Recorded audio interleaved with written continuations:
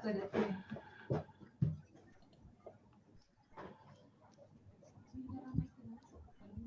Cuba-cuba. Kalau tak ikut je.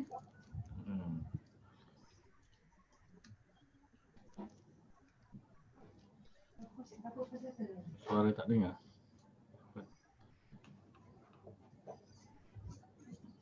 Nak cuba-cuba saya bilang tak ada benda-benda lama. Macam mana?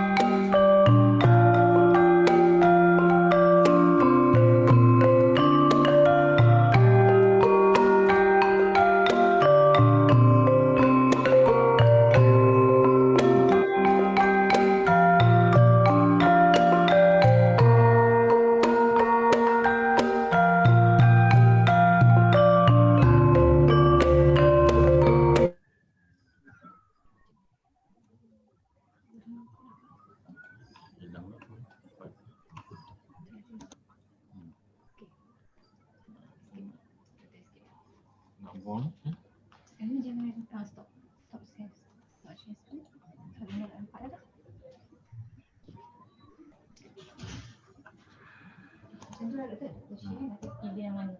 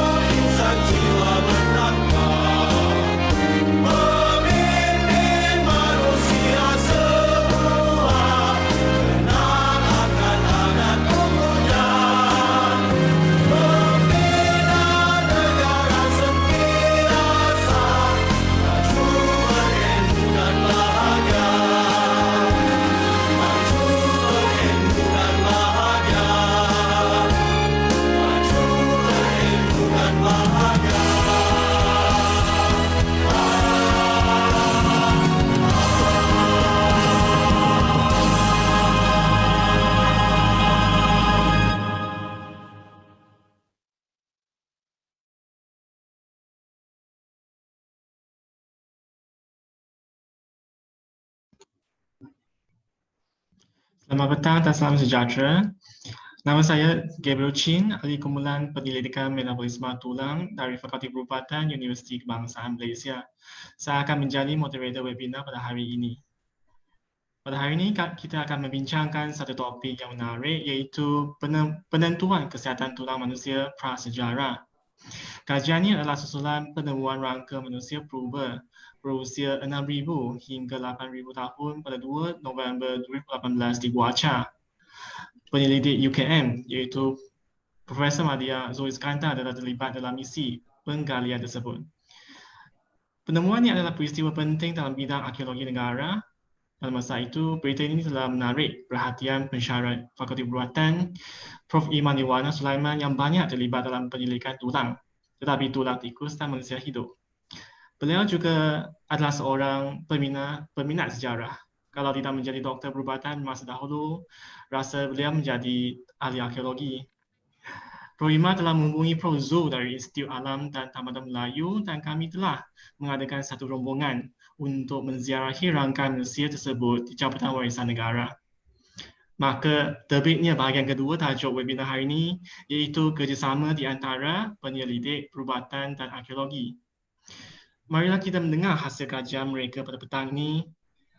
Kita akan bermula dengan Profesor Madya Zoe Iskandar tentang pengalaman beliau dalam penggalian tapak arkeologi Guacha.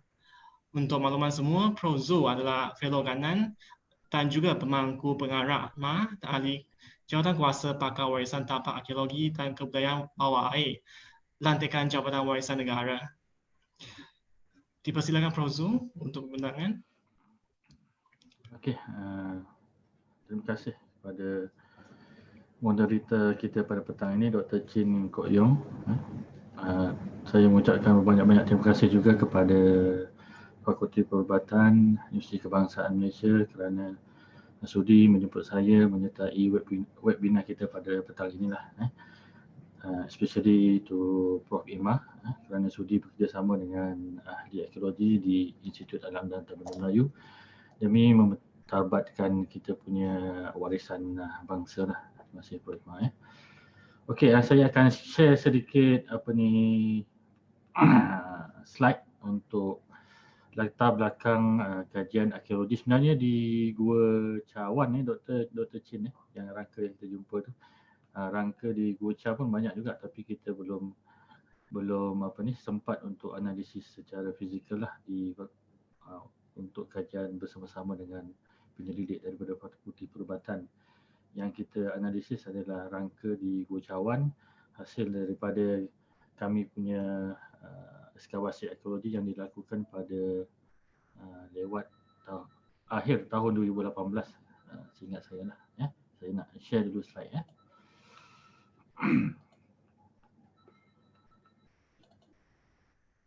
Okey, nampak slide semua? Okey. Nampak Okey. Okey. Boleh nampak Prof? Okey. Nampak Okey. Okey, sebenarnya Gua Cawan ni merupakan salah satu gua batu kukup yang terdapat di Hulu Kelantan. Sebenarnya di Hulu Kelantan tu ada banyak tapak-tapak arkeologi masyarakat prasejarah hinggalah kepada masyarakat orang asli yang kebanyakannya berada di tepi-tepi sungai utama di Hulu Kelantan tu. Kalau kita lihat Gua Cawan ini letaknya berhampiran dengan Sungai Jendera dan juga berhampiran dengan muara Sungai Jendera yang bertemu dengan Sungai Nenggiri lah. Sungai Nenggiri ini adalah sungai utama yang mengairi kawasan di Hulu Kelantan dan dia menjadi salah satu laluan ataupun laluan yang digunakan oleh masyarakat sejak zaman prasejarah lah hinggalah sampai sekarang.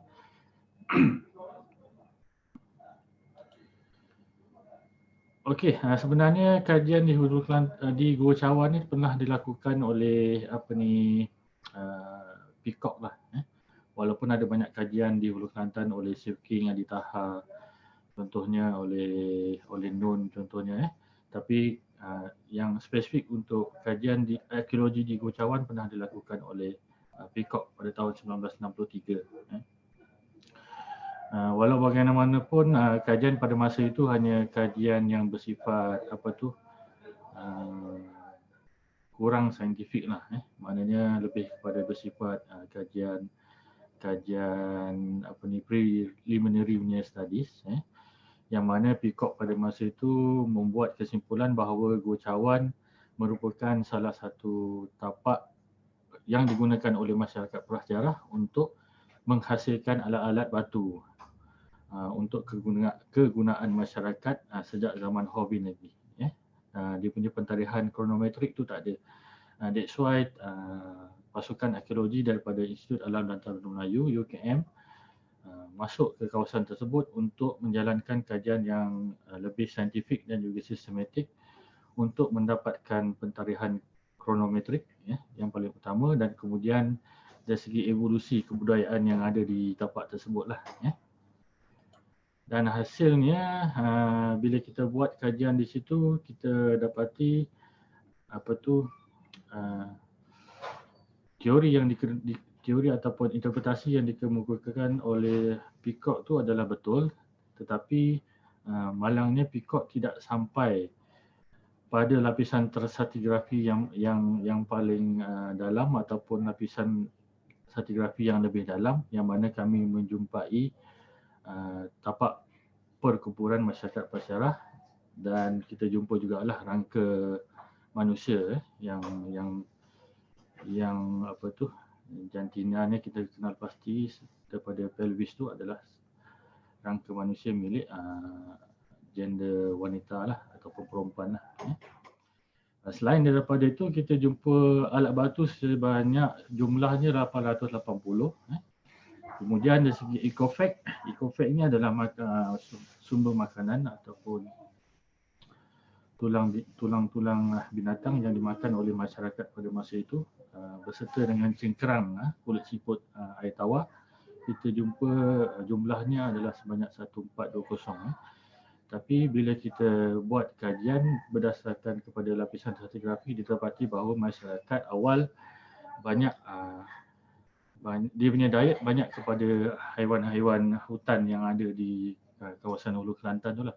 Tapi makin lama makin ke atas lapisan stratigrafi tu, kita dapati bahawa masyarakat zaman Neolitik dan juga zaman orang asli tu, dia lebih banyak makan siput air tawar tu berbanding dengan tulang-tulang binatang, berbanding dengan binatang-binatang sama ada mamalia ataupun reptilia yang ada dekat Hulu Kelantan tu lah. Okey, ini adalah pelan Gua Cawan yang mana sebanyak 4 petak ekskavasi 2 meter kali 2 meter telah kita buka, dan juga lapisan stratigrafi tu. Berdasarkan lapisan stratigrafi itu, lapisan teratas kita analisis adalah lapisan banjir. Lapisan kedua tu adalah lapisan masyarakat orang asli yang mendiami Gua Cawan. Lapisan ketiga kita kenal pasti sebagai lapisan masyarakat zaman Neolitik, dan lapisan keempat adalah lapisan budaya masyarakat Horvin, iaitu lapisan budaya di mana rangka manusia Gua Cawan yang kita temui lah. Pentarihannya yang kita dapat, kita buat pentarihan berdasarkan kepada cengkerang siput yang terdapat pada tangan rangka manusia tersebut, dan juga arang yang terdapat di bawah tengkorak rangka manusia. Kita dapati bahawa usia ataupun usia rangka manusia ni adalah antara 7,140 tahun yang lalu hinggalah 8,270 tahun yang lalu. Maknanya dia associate lah dengan zaman Horvin pertengahan tu, kalau kita berdasarkan kepada pentarihan. Kita tak boleh dapat tarikh lebih daripada itu kerana lapisan kelima itu adalah lapisan pasir sungai.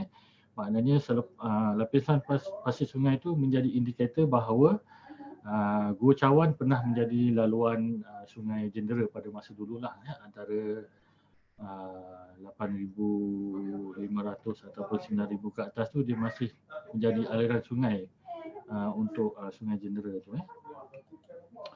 Okey, ini adalah analisis yang kita buat terhadap alat-alat litik.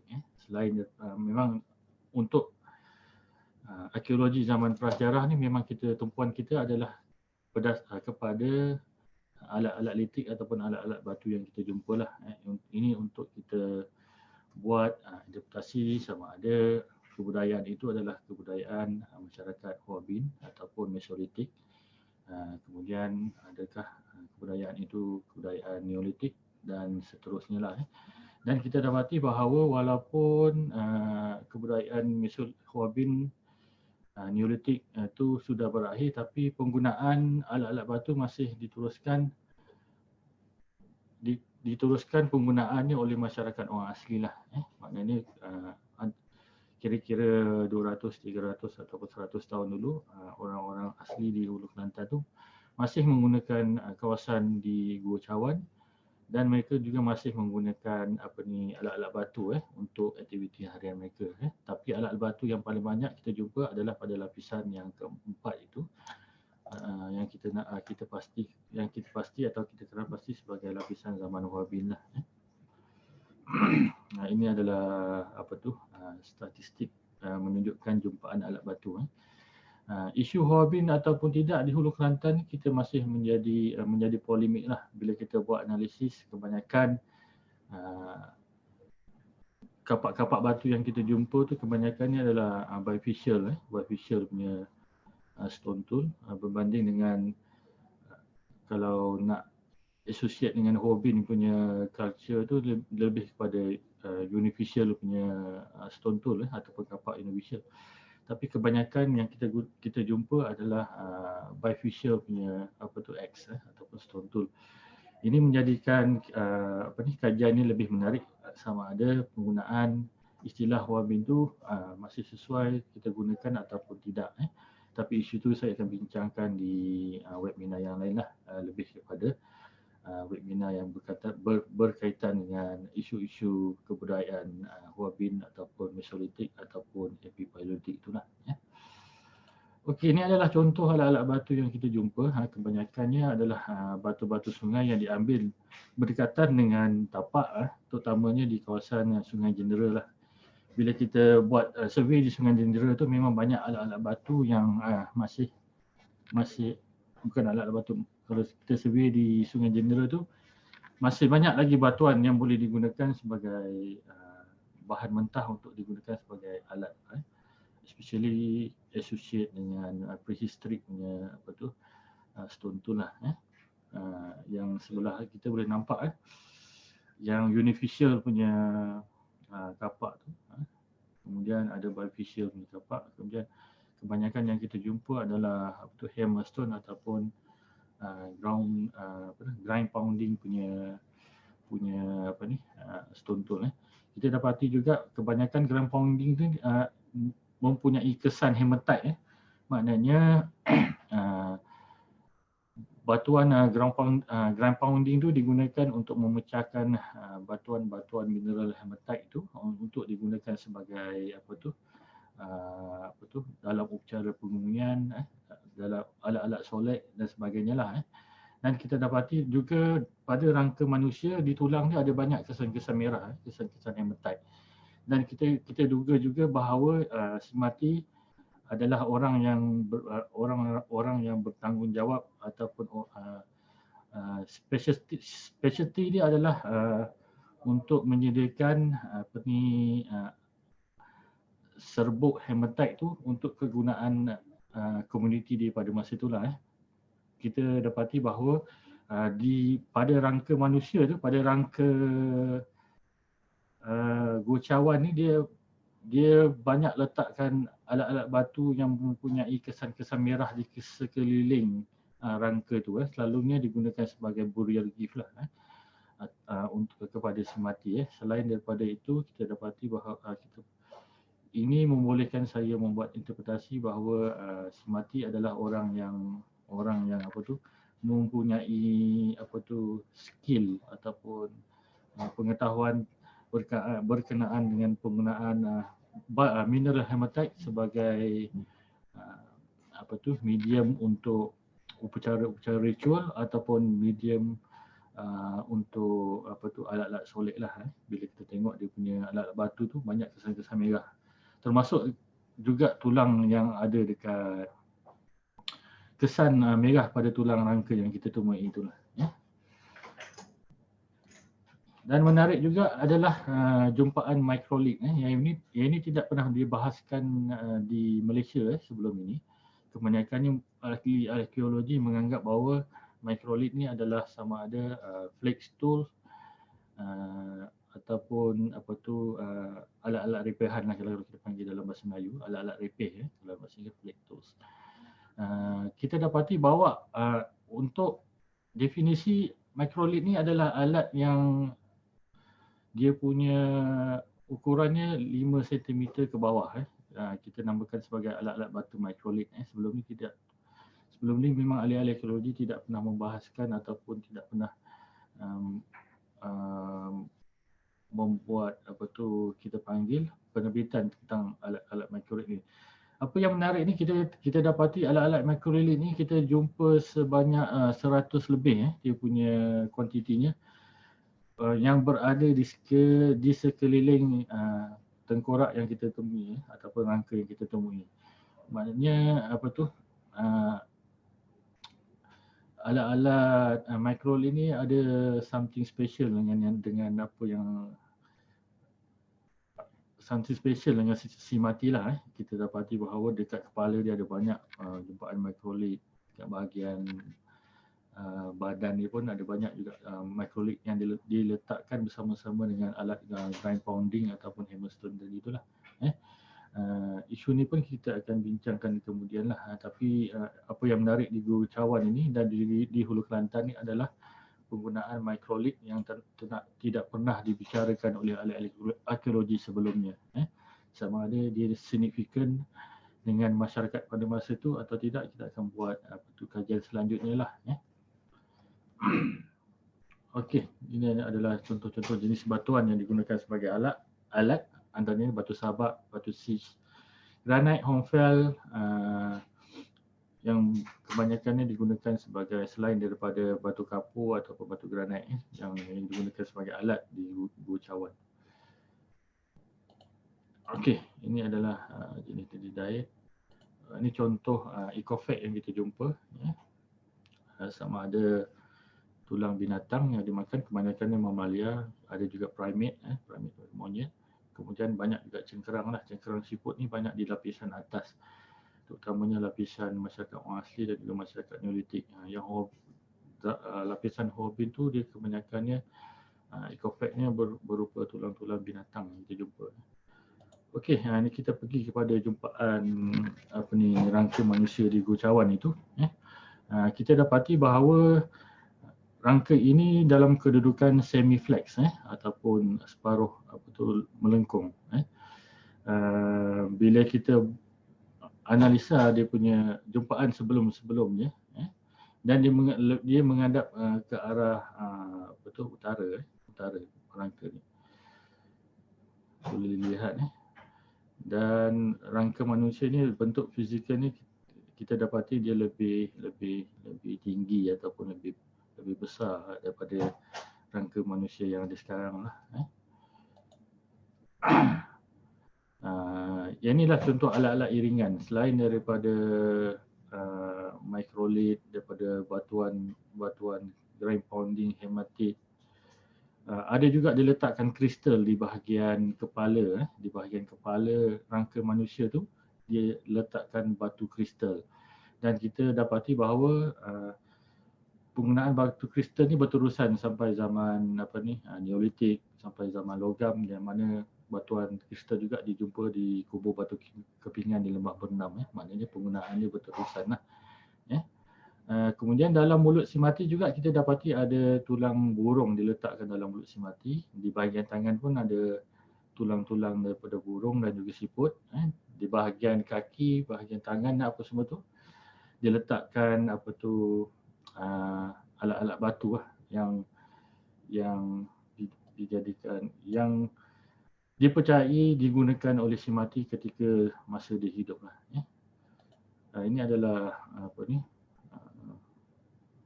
kedudukan rangka manusia tu, dan kita ilustrasikan dalam bentuk visual lukisan juga lah, ya. Dan ini adalah bahagian-bahagian yang kita analisis, maknanya bahagian mandible ni, gigi ni, kita dengan bantuan daripada Fakulti Pergigian, kita tentu umur rangka manusia tu didapati bahawa umur dia mungkin dalam lingkungan 30-an lah. Kemudian dia punya tarsal, metatarsal, dan pelvis ni kita buat indikator bahawa dia adalah jantina ni adalah perempuan lah. Okey, kalau ikut dia punya orientation kedudukan rangka tu, kita dapati memang dia selari lah dengan umur antara 7,000 hingga 8,000 tahun tu. Sebabnya kalau umur rangka manusia yang berusia 10,000 ke atas tu, kedudukannya macam kedudukan yang dalam slide ni, yang paling kanan, yang paling kiri kat saya tu, ataupun dalam kanan, yang mana ni adalah fully flexed. Maknanya dia melengkung sepenuhnya, semacam kedudukan bayi dalam perut ibu. Kemudian berlaku perubahan dari segi evolusi sosio-budaya masyarakat tu. Rangka manusia tu kemudian di dalam kedudukan semi flex, dia tak buat lagi fully flex tu. Kemudian pada zaman Neolitik, dia pergi kepada fully extended lah, maknanya dia dalam kedudukan lurus, dan dia punya barang iringan pun dia selari ataupun associate dengan zaman Neolitik tu lah, especially tembikat tanah, ada gelang-gelang batu dan seterusnya lah. Dan ini adalah temuan juga, yang mana sebelum ni ramai yang menganggap bahawa zaman Hoabin tu hanya kedudukannya hanya dalam bentuk fully flex tu, tapi sebenarnya dia ada berlaku evolusi daripada Hoabin awal, Hoabin pertengahan, hingga ke zaman Neolitik itu, bila dilihat dekat slide tu. Ini adalah contoh burial ataupun tapak perkuburan di Gua Cha, yang mana kebanyakan rangka manusia yang kita temui adalah dalam keadaan fully extended, ataupun dalam keadaan lurus dengan barang-barang iringan seperti temikat tanah, alat-alat batu, ada gelang batu contohnya. Kita kebanyakan rangka-rangka manusia Gua Cha ni disimpan di Jabatan Museum Malaysia lah. Dan kita pun dalam usaha untuk membuat kajian bersama-sama dengan Prof Hima lah, kalau boleh terhadap rangka di Gua Cha tu, fizikal dia. Okey, saya ada berapa minit lagi, Dr. Chin? 5 minit lagi. 5 minit lagi. Okey, saya simpulkan je lah. Kita tak payah tengok slide terlalu banyak. Okey, jumpaan rangka di Gua Cawan tu merupakan jumpaan yang amat penting dan juga signifikan untuk kajian arkeologi prasejarah di Hulu Kelantan. Sebelum ini kita menganggap bahawa tapak arkeologi di Hulu Kelantan tu, tapak pengumian ni hanya tertumpu di Gua Cha ataupun di Gua Perlaling. Tetapi kita dapati bahawa tapak-tapak lain juga digunakan sebagai tapak pengumian masyarakat prasejarah antara 10,000 hingga 3,000 tahun yang lalu lah. Pada mulanya kita menganggap bahawa Gua Cawan tu hanyalah tapak untuk menghasilkan alat-alat batu masyarakat prasejarah di Hulu Kelantan. Tapi dengan penemuan rangka manusia di Gua Cawan ini, apa yang kita boleh simpulkan bahawa Gua Cawan juga berfungsi sebagai salah satu tapak yang digunakan untuk pengumian masyarakat prasejarah. Dan kita percaya di Gua Cawan tu ada lagi rangka-rangka manusia yang boleh kita dapat apabila kita buat kajian ataupun ekskavasi seterusnya lah.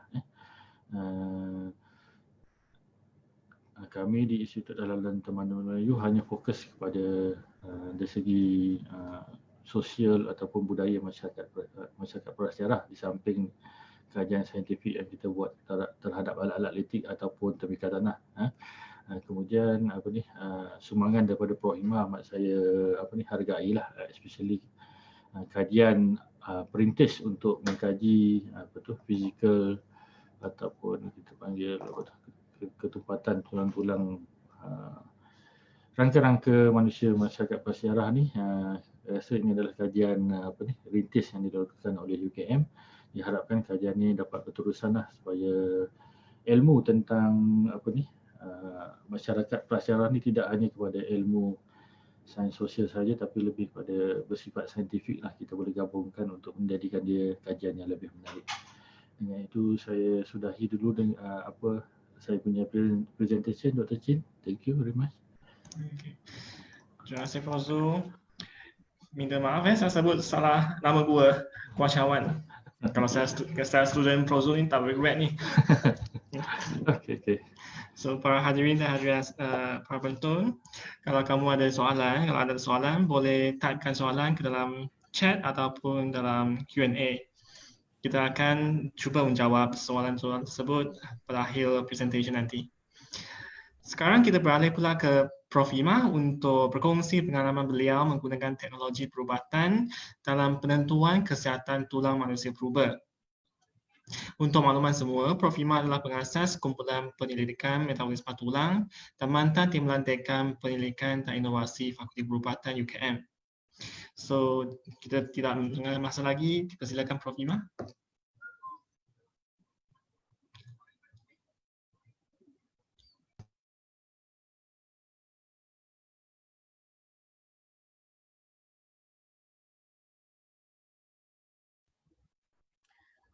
Assalamualaikum dan salam sejahtera.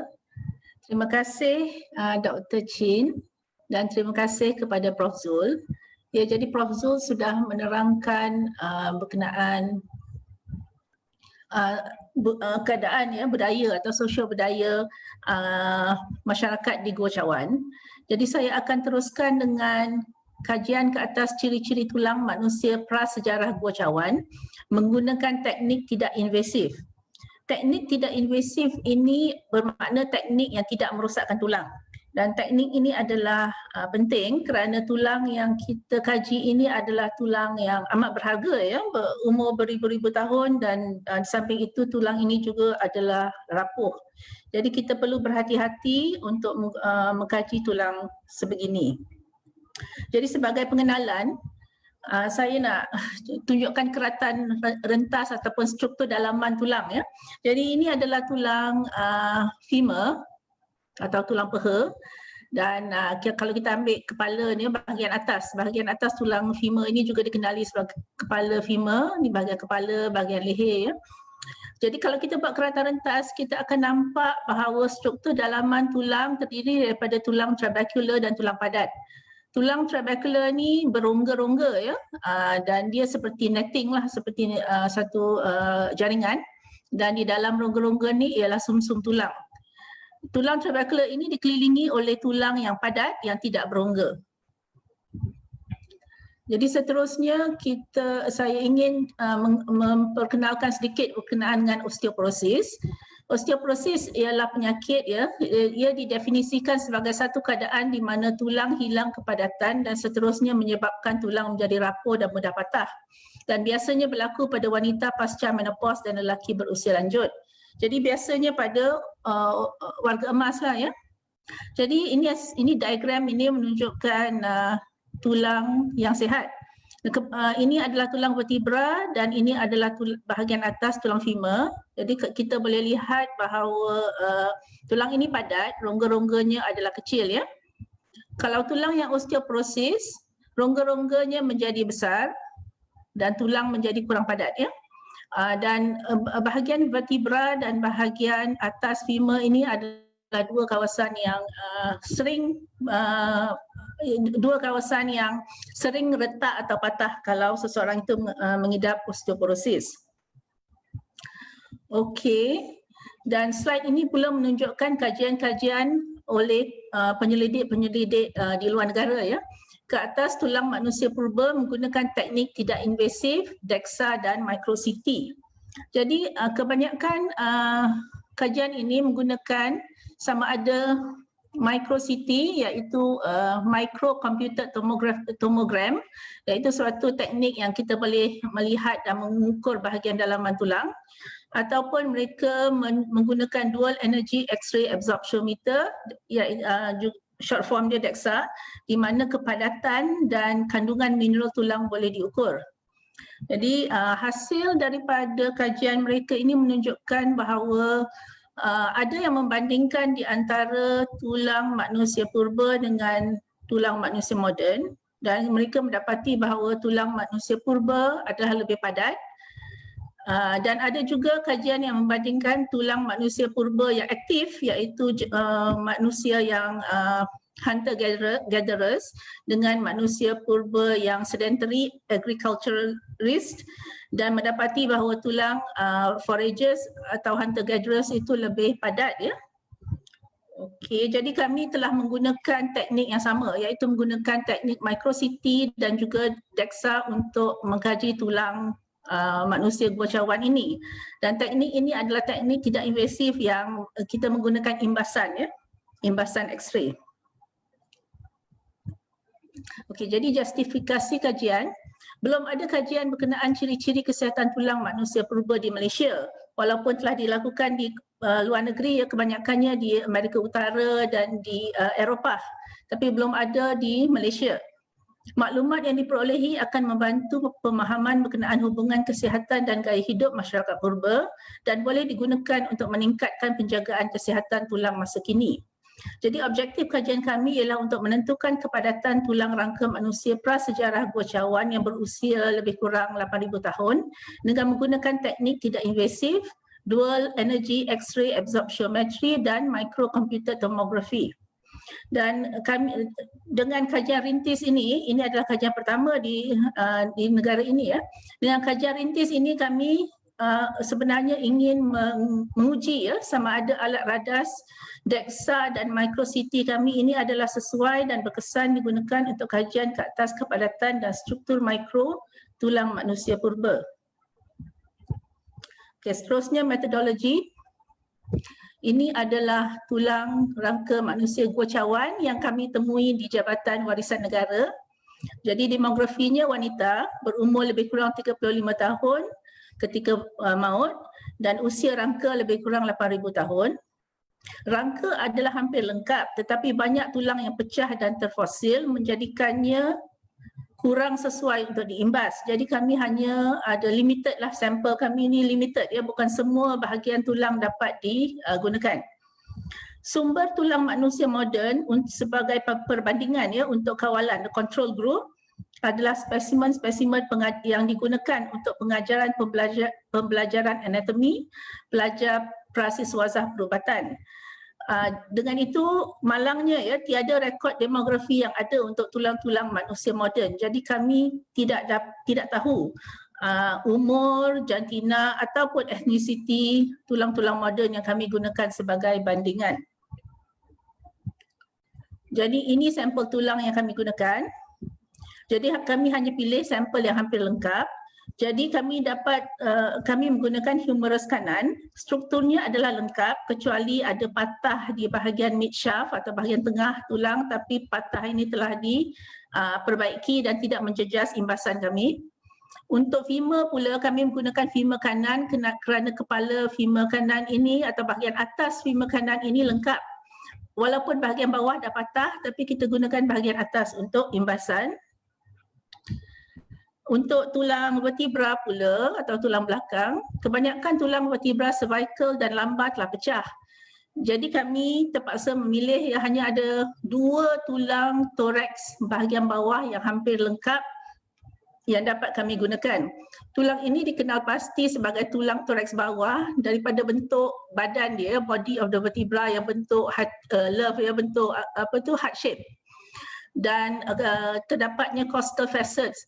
Ini untuk articulation dengan ribs kita ya.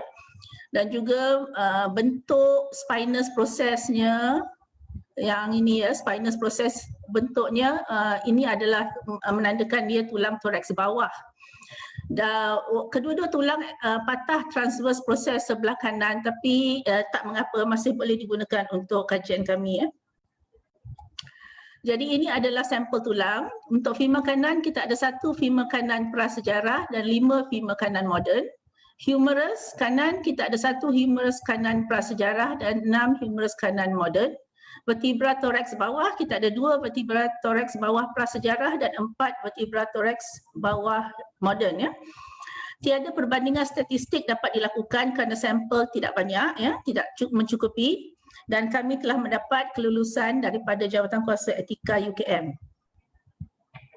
Jadi kaedah ukuran morfometri kami menggunakan kaedah manual, menggunakan calipers dan pita pengukur ya. Tapi kami telah standardize setiap ukuran dan ini adalah penerangan mengenai cara pengukuran yang kami telah standardize atau kami telah PIY-kan ya. Dan untuk menggunakan DEXA ya, Dual Energy X-ray Absorption Meter atau DEXA. Okey, ini adalah alat radas DEXA yang kami ada di jabatan kami. Alat radas DEXA ini adalah gold standard ataupun alat radas yang memang digunakan untuk mendiagnose osteoporosis pada subjek atau pada pesakit ya. Jadi ini alat radasnya dan biasanya pesakit akan baring di sini dalam beberapa posisi yang tertentu dan X-ray scanner ini akan scan ya. Dan mesin itu akan menjana gambar rajah serta graf ini, dan bahagian-bahagian tulang akan diukur ya. Dan yang penting sekali ialah bahagian leher femur, sebab bahagian inilah yang akan patah sekiranya seseorang itu mengalami osteoporosis. So dalam graf saya tak pasti sama ada jelas atau tidak ya, tapi dalam graf ada diletak titik di sini menandakan ukuran ketumpatan tulang atau kepadatan tulang subjek itu, dan untuk sekiranya ada warna-warna ya, sekiranya ia jatuh pada bahagian hijau ini menandakan tulang itu normal. T-score ya, T-score ialah skor di sini. T-score ialah kepadatan tulang pesakit dibandingkan dengan kepadatan tulang wanita normal berumur 30 tahun ya. Jadi kalau T-score yang ada pada pesakit itu adalah melebihi -1, maka tulang itu adalah normal. Sekiranya T-score-nya -1 hingga -2.5, tulangnya mengalami osteopenia atau sudah mula menyusut. Dan jika T-score-nya lebih daripada -2.5, maka tulang itu adalah osteoporotik ya. Ini dia T-score yang kita perhatikan untuk mendiagnose osteoporosis. Untuk tulang prasejarah kami ya, DEXA itu diprogram untuk membandingkan antara tisu lembut dan tisu keras. Tisu keras ialah tulang, tisu lembut ialah lemak dan otot. Oleh kerana tulang kami hanya tulang ya, tak ada tisu lembut, maka kita harus simulasi tisu lembut menggunakan menggunakan beras ya, packs of rice atau pack beras ya. Okey, jadi bungkusan beras yang mempunyai ketinggian 4 cm. Dan kaedah imbasan ini diadaptasi daripada penyelidik lain. Sampel dianalisis menggunakan perisian yang dibekalkan. Dan parameter yang dijana ialah kawasan tulang ataupun area, kandungan mineral tulang ataupun mineral content BMC, ketumpatan mineral tulang, bone mineral density BMD, T-score dan Z-score. Tapi T-score dan Z-score ini hanya dijana untuk femur ya. Humerus tiada T-score atau Z-score. Jadi ini adalah gambar tulang femur prasejarah dan ini adalah gambar tulang humerus ya. Untuk pengukuran microarchitecture tulang pula, kita menggunakan alat radas microcomputed tomography, micro CT, dan ini adalah alat radasnya dan sampel tulang diletak di dalam pemegang di sini. Ini kelihatan humerus. Dan ini kelihatan vertebra, kita letak di pemegangnya dan dimasukkan dan diimbas. Femur tidak dapat diimbas kerana terlalu besar, tak muat dia dalam pemegang ini. Okey, jadi sampel diletakkan dalam kedudukan anatomi pada pemegang. Imbasan dilakukan menggunakan ketetapan tertentu yang telah ditentukan ini. Imej yang diimbas akan dibina ya. Kawasan yang diingini dipilih dan dianalisis menggunakan perisian yang dibekalkan. Jadi ini adalah imej untuk vertebra, yang sebelah bawah dan sebelah atas ialah imej untuk kepala humerus, dan imej itu dijana atau dibina semula ya untuk supaya kelihatan seperti ini. Okey, dan parameter yang kita dapat ialah isi padu tulang, bone volume percentage, nombor trabecular, ini adalah trabecular ya. Tulang yang saya tunjuk tadi, tulang trabecular, ini adalah gambar ini telah dibesarkan, dan ini adalah trabecular tulang, dan di antaranya adalah rongga-rongga ya. Jadi trabecular number, penjarakan trabecular atau trabecular separation, ketebalan trabecular atau trabecular thickness, dan ketumpatan penyambungan atau connectivity density. Jadi ini adalah trabecular, jadi jarak di antara dua trabecular ataupun rongga-rongga yang kita lihat itu adalah trabecular separation, dan ketebalan trabecular ya seperti dalam gambar rajah. Dan connectivity density adalah sebab trabecular ini bersambung-sambung ya. Jadi kalau ada osteoporosis, sambungan ini akan putus-putus. Jadi connectivity density berkurangan kalau ada osteoporosis ya, sebab trabecular ini semua bersambung-sambung. Okey, jadi hasil yang kami dapati untuk morfometri dan BMD femur kanan. Jadi morfometri femur kanan, yang kolom yang warna biru ialah tulang prasejarah, dan kolom warna oranye ialah tulang moden ya. Jadi untuk morfometri bahagian atas femur kanan tiada perbezaan dalam bentuk dan saiz ya. Tapi untuk kepadatan atau ketumpatan tulang, BMD of the right femoral neck ya, bahagian leher femur, kita dapati bahawa tulang prasejarah kita mempunyai kepadatan tulang yang lebih tinggi daripada tulang moden. Untuk morfometri dan BMD humerus kanan pula, kita dapati bahawa ukuran dan saiz tidak berbeza antara humerus kanan, namun bahagian beratnya ya, humerus kanan tulang prasejarah adalah kelihatan lebih ringan daripada tulang moden. Untuk humerus kita boleh timbang ya, tapi untuk femur dan vertebra kita tidak timbang sebab ada patah-patah ya. Tapi humerus kita boleh timbang dan kita dapati adalah lebih ringan daripada tulang humerus manusia moden. Untuk ketumpatan atau kepadatan mineral tulang tiada perbezaan di antara kedua-dua prasejarah dan moden. Untuk struktur mikro humerus kanan menggunakan imbasan micro CT. Yang ini adalah sebelah kiri sekali adalah imbasan micro CT untuk tulang humerus prasejarah. Yang di tengah dan di kanan kedua-duanya adalah tulang moden ya. Jadi kita dapat lihat bahawa untuk humerus kanan prasejarah ni dia punya rongga kecil-kecil dan trabecular kelihatan lebih tebal berbanding tulang humerus moden ya. Ini adalah gambar ataupun foto micrograph. Kita lihat ukuran kuantitatif yang telah dijana oleh komputer. Kita dapati bahawa bone volume atau isi padu tulang, peratus isi padu tulang humerus prasejarah adalah lebih tinggi daripada humerus moden, dan juga connectivity density adalah lebih tinggi, atau dengan kata lain tulang trabecular itu kurang patah-patah ya, dia bersambung-sambung ya, lebih dalam tulang prasejarah berbanding tulang moden.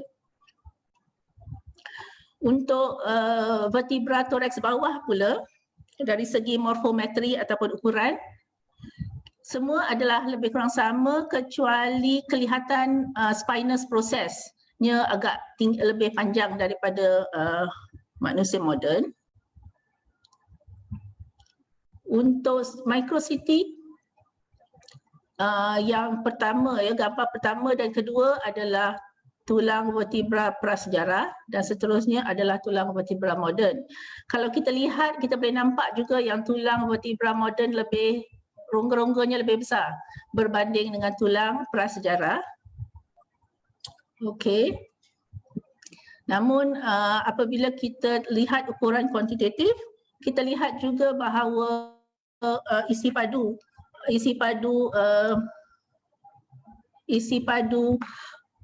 tulang vertebra toraks bawah manusia prasejarah adalah lebih tinggi ya berbanding manusia moden. Alright. Jadi ringkasan hasil perbandingan antara sampel tulang prasejarah dan tulang moden. Untuk femur kanan, kita dapati tulang prasejarah adalah lebih padat mengikut ukuran DEXA. Untuk humerus kanan, beratnya kurang namun kepadatannya lebih tinggi berbanding tulang moden mengikut ukuran micro-CT. Untuk vertebra thorax pula, panjang spinous process adalah lebih dan kepadatan adalah lebih berbanding tulang moden mengikut ukuran micro-CT. Jadi sedikit perbincangan, faktor-faktor penting untuk menjaga kesihatan tulang adalah berkait berkait rapat dengan gaya hidup, lifestyle ya. Jadi apa faktor yang penting untuk menjaga kesihatan tulang adalah senaman seperti berjalan, berjogging, aerobik, menari, high impact exercise ya, sebab apabila kita memberi impact pada tulang, pada kaki kita berjalan atau berlari, maka itu akan stimulate atau merangsang tulang untuk membina lebih banyak tulang ya. Jadi tulang itu akan menjadi lebih padat. Mengambil makanan kaya dengan kalsium seperti susu, keju, sayuran berdaun hijau dan tofu. Kita semua tahu yang kalsium adalah bagus untuk tulang. Mengambil makanan kaya dengan vitamin D seperti ikan berlemak, telur, produk tenusu yang ditambah vitamin D. Dan juga kita tak usah lupa bahawa cahaya ultra ungu biru UVB ya, UVB light daripada cahaya matahari adalah amat berguna atau amat bagus ya untuk membina vitamin D ya. Dia akan merangsang kulit untuk membina vitamin D. Tabiat merokok dan mengambil alkohol juga tidak bagus. Dan di samping itu ya, mengekalkan berat badan optimum di antara BMI di antara 18.5 hingga 24.9 kg per meter square. Ini adalah BMI yang normal ya. Jadi adalah penting menjaga berat badan supaya normal dan tidak lebih ataupun tidak kurang. Sebenarnya berat badan yang kurang ya, kurang daripada normal akan menjurus kepada osteoporosis. Selain daripada aktiviti fizikal, kajian terdahulu ya telah mendapati bahawa manusia purba ya mempunyai kepadatan tulang melebihi manusia moden, dan ini diandaikan kerana manusia purba yang merupakan pemburu pengumpul mempunyai aktiviti fizikal yang lebih tinggi daripada manusia moden. Dan kajian membandingkan cara hidup aktif atau hunter-gatherers dan cara hidup tidak aktif, sedentary agriculturalist, manusia purba juga mendapati tulang adalah lebih padat pada populasi aktif. Jadi ini menunjukkan aktiviti fizikal adalah amat penting untuk kesihatan tulang. Pemakanan ya. Jadi kalau kita lihat pada manusia ataupun pada subjek wanita Gua Cawan kita ni, kita tidak tahu, tidak dapat tentukan dengan pasti diet sama ada diet apa dietnya ya. Mungkin Dr. Zul tadi dah beri penerangan, ada tulang burung, ada kulit-kulit kerang dan sebagainya ya. Jadi nampak seperti dietnya adalah bagus, cukup tinggi dengan protein. Dia nampaknya sebegitu ya. Jadi mungkin kita boleh andaikan bahawa wanita prasejarah kita ini mempunyai diet yang baik ya. Good nutrition ya, nutrisi yang baik. Vitamin D, jadi di negara tropika seperti Malaysia, cahaya matahari terdapat sepanjang hari. Andaian ialah manusia prasejarah lebih banyak menghabiskan masa di luar daripada di dalam rumah ya. Jadi ini satu andaian, saya rasa mereka memang banyak di luar sebab mereka adalah hunter gatherers, foragers ya, jadi selalu di luar mencari makan dan mendapat cahaya matahari yang optimum. Dan BMI, andaian kami ialah manusia prasejarah tidak obes. Merokok dan alkohol kami tiada maklumat, jadi mungkin perkara ini tidak wujud ya 8,000 tahun yang lepas. Jadi nampaknya daripada andaian ini gaya hidup manusia prasejarah memberi impak yang baik dan impak yang tinggi kepada kesihatan tulang dia ya. Jadi teknik tidak invasif pula telah dibuktikan berjaya oleh penyelidik-penyelidik lain dan namun kedua-dua teknik ini tidak pernah digunakan pakai untuk kajian manusia purba di Malaysia dan kami berasa berpuas hatilah kerana mendapat hasil yang memuaskan ya menggunakan teknik DEXA dan microCT ini. Dan ini adalah penting kerana kita ingin menjaga tulang-tulang manusia purba ini supaya dia tidak rosak ya. Okey, jadi kesimpulan kajian kami ialah tulang prasejarah wanita Gua Cawan adalah lebih padat daripada tulang manusia moden dan kaedah DEXA dan microCT sesuai dan berkesan untuk mengkaji ciri-ciri tulang manusia purba di Malaysia. Namun kajian kami ada had atau limitation atau kelemahan ya.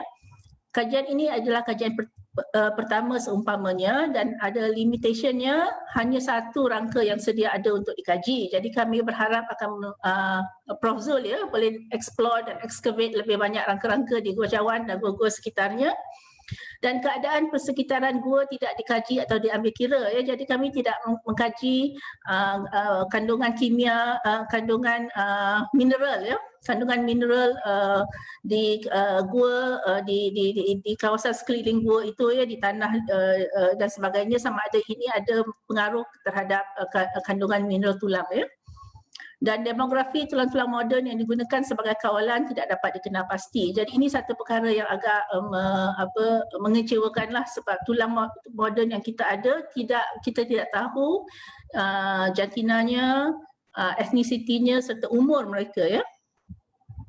Jadi kita perlu kajian lanjut untuk mendapatkan lebih banyak lagi rangka individu prasejarah dan mendapat data yang lebih lengkap mengenai rangka manusia moden sebagai kawalan atau perbandingan, dan juga komposisi persekitaran tapak perkebumian juga perlu diketahui ya.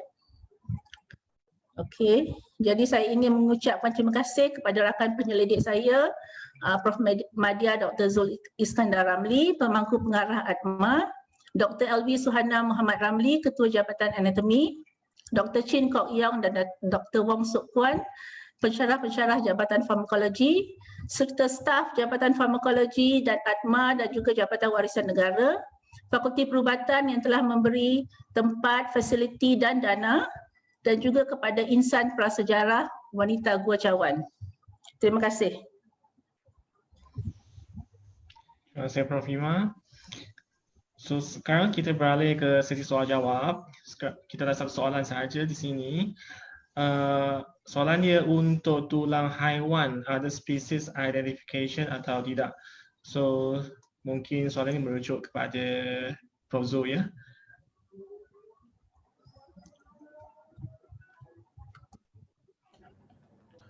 Okey, terima kasih Dr. Chin atas terima kasih kepada yang bertanya juga.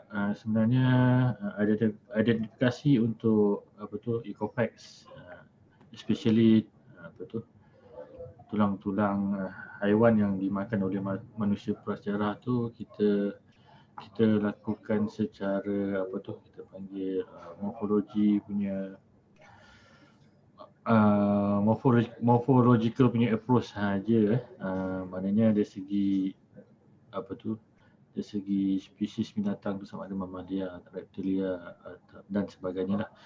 Kita sekarang ni sedang buat kerjasama dengan Jabatan Perhilitan. Mereka ada facilities untuk menentukan tulang-tulang tu dia punya spesies dia berdasarkan kepada DNA tulang tersebut lah. Tapi masalahnya dapatannya belum ada. Untuk pelajar-pelajar master arkeologi tu kita hanya buat secara secara umum saja, sama ada tulang tu adalah tulang mamalia, reptilia ataupun sebagainya lah. Yang mana kita boleh kenal pasti berdasarkan gigi tu, contohnya gigi rusa ke gigi babi ke, kita boleh identify terus, ataupun gigi monyet itu kita boleh identify terus lah. Tapi ada banyak spesies tulang tu kita perlukan bantuan daripada ahli saintis jugalah untuk membangunkan satu kaedah yang lebih advance untuk mengenal pasti spesies tulang yang dimakan oleh masyarakat prasejarah pada masa itulah. Itu je lah Dr. Chin saya boleh komen. Terima kasih Prof. Zul. So kalau ada di kalangan penonton adalah ahli-ahli zoologi ya, kalau boleh tolong sila tampil ke hadapan, kita boleh bersama dalam bidang ini. So yang kedua dari Dr. Leong, adakah bentuk tulang berbeza mengikut individu dan corak pembentukan dan kehilangan tulang adalah berlainan mengikut individu? Dan soalan kedua dari Dr. Leong juga adalah berdasarkan hasil kajian, tulang purba mempunyai density yang lebih tinggi. Adakah ini memberi informasi tulang tersebut lebih sehat berbanding dengan tulang moden?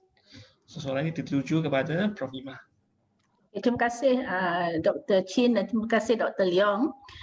Untuk menjawab soalan pertama,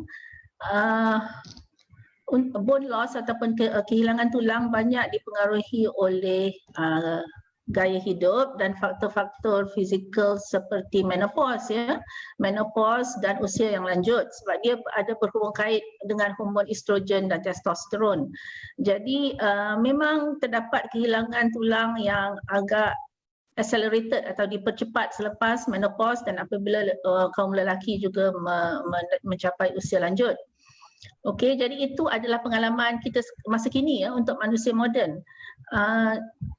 Sebab tulang yang kami kaji hanya satu rangka ya begitu, tetapi ada publication atau artikel yang saya baca kajian di negara Eropah, di Norway ya, di mana mereka mengkaji tulang manusia purba mengikut umur ya, sebab mereka ada banyak sampel tulang, jadi mereka classify according to the age, mengikut umur.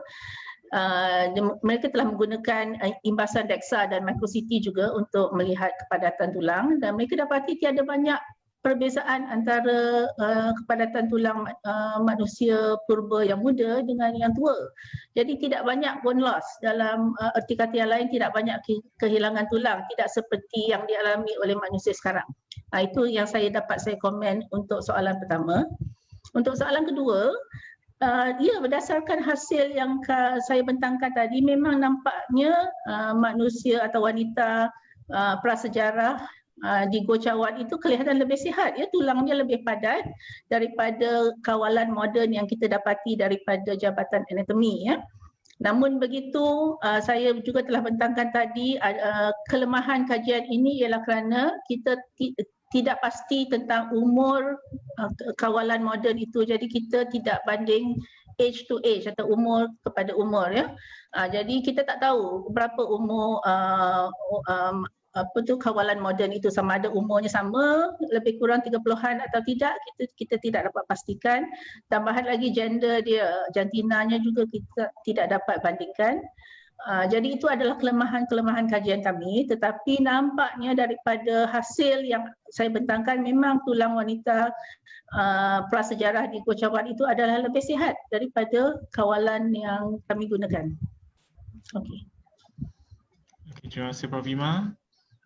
So nampaknya kita kena mencontohi gaya hidup manusia prasejarah, banyak makan sihat dan juga banyak berjalan. Kelihatannya tak ada soalan lagi. So memandangkan masa pun dah 3:30. So webinar pada hari ini ada soalan baru. Okey, kita cuba menjawab soalan ni. Bolehkah kita tahu apakah pemakanan mereka daripada kajian tulang tersebut? Prof. Zul untuk soalan ni.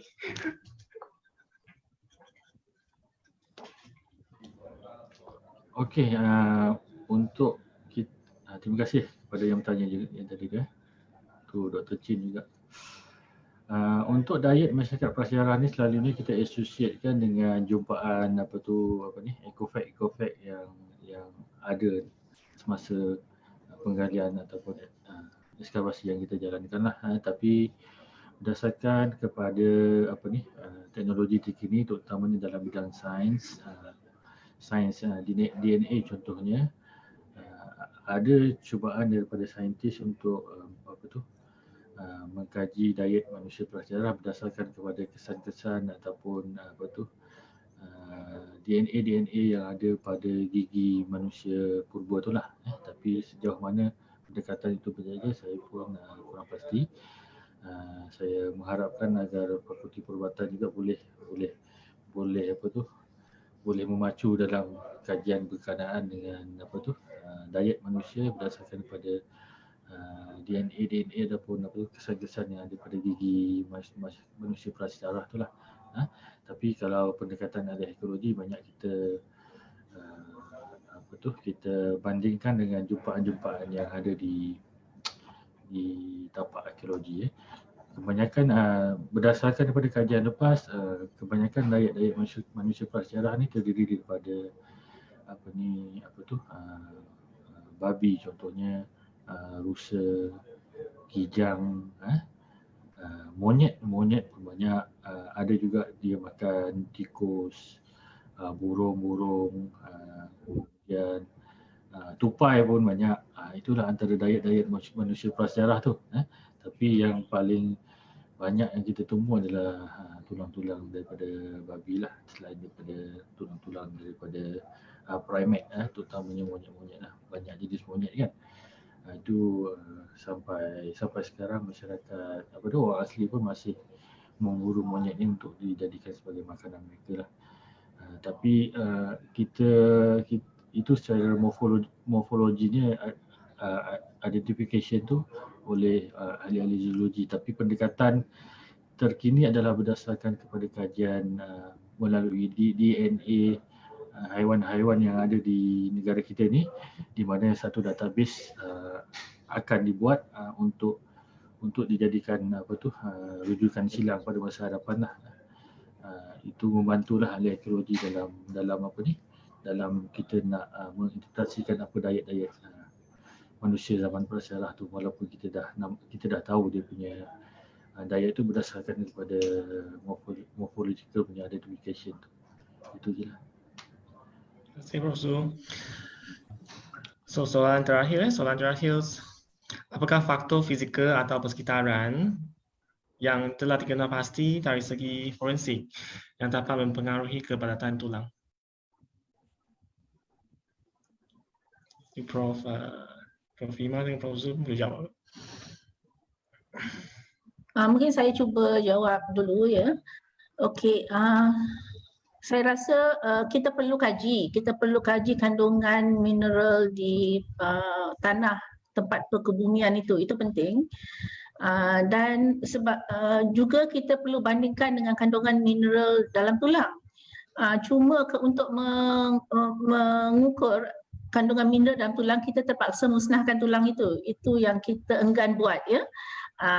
Dengan imbasan DEXA kita dapat kandungan mineral tulang, tetapi kita tak dapat kenal pasti mineral apa ya. Kita tak dapat asing-asingkan mineral kalsium atau fosfat atau magnesium dan sebagainya, zinc dan sebagainya. Untuk membuat itu kita terpaksa musnahkan tulang itu. Jadi itu kita agak engganlah untuk buat ya. Tapi saya rasa memang kita perlu kaji kandungan mineral di tanah sekitar tapak perkebumian itu untuk melihat sama ada pengaruh tak terhadap sama ada faktor persekitaran ya, sebab jenazah atau si mati itu telah berada di sana selama 8,000 tahun. Sama ada kandungan mineral di luar badan telah masuk ke ataupun kandungan mineral dalam badan telah keluar ke, itu semua adalah perkara yang menarik ya untuk kita ketahui. Di samping itu pemakanannya juga untuk mengetahui mungkin ada cara-cara ya, sama ada masih ada lagi kandungan protein dalam tulang itu atau tidak, itu saya pun tidak pasti. Tapi semua kajian itu perlu hanya boleh dilakukan dengan memusnahkan tulang, dan itu agak sukarlah, agak enggan kita untuk lakukan ya. Terima kasih Prof. Ima. Ada tambahan Prof. Zul? Okey, untuk bila kita kaitkan dengan persekitaran, rangka wanita yang ditemui di Gua Cawan tu sebenarnya dia associate dengan Hua Bin punya culture. Maknanya masyarakat Hua Bin ni adalah hunters and gatherers. Maknanya dia bergerak dari satu tempat ke satu tempat.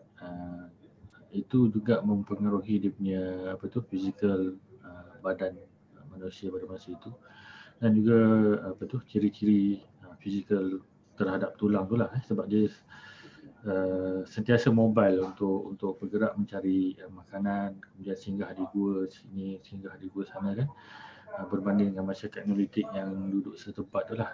So kajian Prof Ima tu sebenarnya telah berjaya menjawab lah. Cuma untuk kajian masa depan tu, bila kita dapat rangka-rangka manusia zaman Neolitik tu, saya rasa kita elok juga kita buat perbandingan rangka manusia zaman Mesolithic ataupun Hobbinian tu dengan rangka manusia zaman Neolitik yang ada di Hulu Kelantan tu, supaya perbandingan dari segi fizikal tu dapat kita buat perbandingan secara saintifik juga. Itu amat menarik juga Dr. Prof Hima, berdasarkan kepada kajian daripada Eropah tu, kita boleh apply di sini juga. InsyaAllah lah kita akan cuba cari rangka manusia zaman Neolitik tu untuk buat kajian perbandingan di masa hadapan.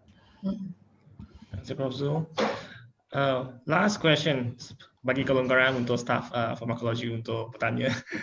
Apakah ni Encik Mustazil dari staf farmakologi, apakah kepercayaan dan agama yang diamalkan oleh manusia Gua Cawan ni? Okey, dia lebih pada animisme lah. Dia 8,000 tahun kan animisme, waktu tu dia lebih pada kepercayaan kepada adanya roh nenek moyang dan juga makhluk-makhluk gaib di persekitaran lah. Dia animisme ni dia bukan sembah pokok ke sembah batu ke apa kan, dia hanya percaya bahawa roh-roh nenek moyang dia dan juga roh-roh alam gaib tu berada di sekeliling dia lah. Itu adalah kepercayaan masyarakat pada masa itu. Untuk agama tu belum ada lagi lah. Itu animisme adalah yang kita tahu. Terima kasih Prof Zul. So sekali lagi memandangkan kita dah lebih masa. So webinar pada hari ini akan tamat di sini sahaja. So kita berharap dapat bertemu dengan para penonton sekali lagi pada masa depan sekiranya kita dapat penemuan yang baru lah. So kami mengucapkan terima kasih atas perkongsian panelis kami dan kehadiran para penonton sekalian dalam webinar ini. Okay, sekian, terima kasih. Okay, thank you Dr. Chin, Prof Hima. Thank you everybody. Alright. Okay, thank you.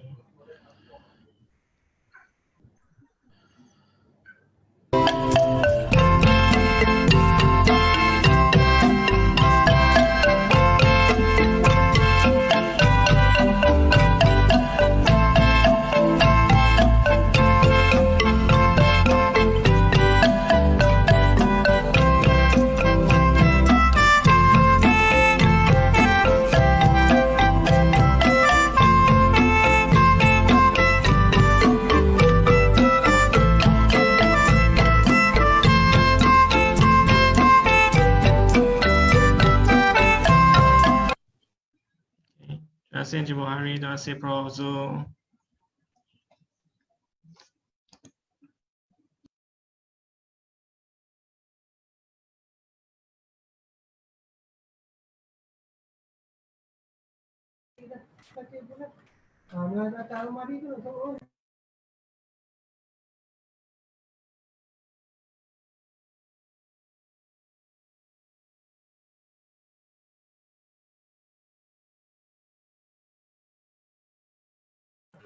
Assalamualaikum semua. Okey, kita dah sampai ke penghujung webinar. Jadi saya akan